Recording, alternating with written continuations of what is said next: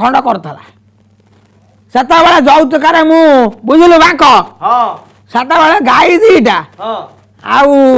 ଗୋରା ପିତଳ ଗୋରା ଆଉ ଛେଳି ପଲ୍ହେ ଆଣିଥିଲି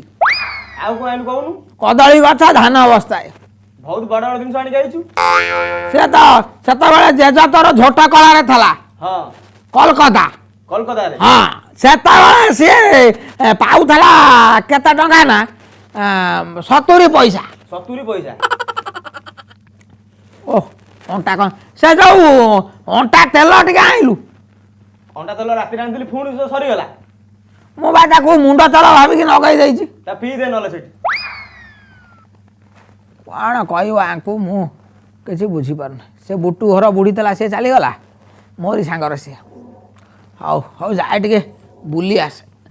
ଟିକେ ମୋତେ ନେଇକି ପଞ୍ଚାୟତ ଅଫିସରେ ଛାଡ଼ିଦେବୁ ଭତ୍ତା ମିଳିବ